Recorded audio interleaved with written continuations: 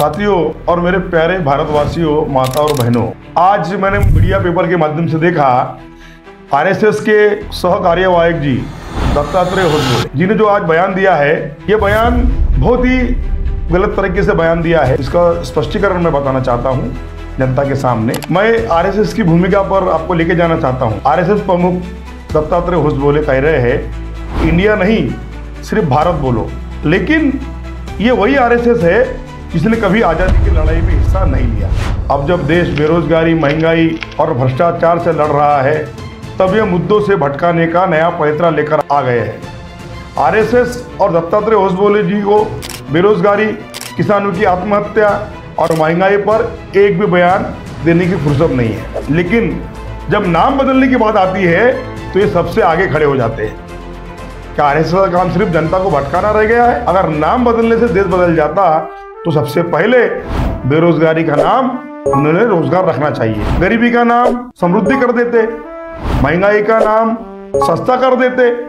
लेकिन हकीकत यह है कि नाम नहीं, नियत बदलने से देश आगे बढ़ता है। आपको बताना चाहता हूं, संविधान में स्पष्ट लिखा है India that is Bharat. Dattatreya Hosabale ji को इंडिया शब्द से परेशानी क्यों है? क्या यह इसलिए कि संविधान में यह नाम लिखा है? क्या आरएसएस की असली मंशा संविधान को बदलने की है?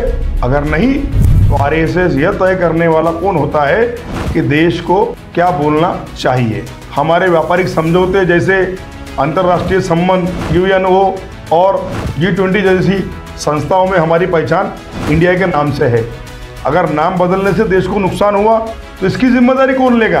देश के युवा को नौकरी के लिए दर भटक रहे हैं, व्यापारी महंगाई से परेशान है, किसान आत्महत्या कर रहे हैं। ये सरकार रोजगार के बदले सिर्फ जुमले दे रही है।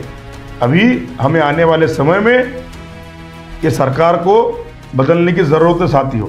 और इसी मंच के माध्यम से, देश जनहित पार्टी के माध्यम से मैं सरकार से, केंद्र सरकार से और आरएसएस संगठन इनको पूछना चाहता हूं, क्या दोनों आपस में सलाह मशवरा करके आरएसएस के माध्यम से ये बोलने देती है कि भैया आप ये बोलो? सरकार का जब तक इसमें सहमति नहीं होती तब तक कोई भी भारत का नागरिक या भारत के बड़े बड़े जो दिग्गज नेता है वो बिना सरकार के बात नहीं करते।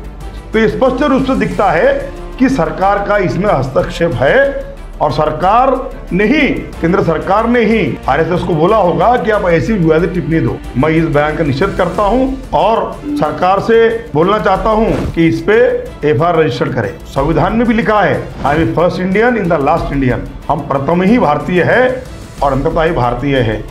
ये कहीं ना कहीं संविधान को बदलने की चर्चाएं गर्म हो रही है और संविधान को बदलने की तैयारी इनकी आंतरिक मन से चल रही है। सरकार से बोलना चाहता हूं कि ऐसी विवादित बयान आरएसएस दोबारा ना दे और जनता का ध्यान ना भटकाए, तभी अपना भारत समृद्ध भारत बनेगा। धन्यवाद। मैं डीजीपी सुप्रीमो अरविंद बालू मिश्रा।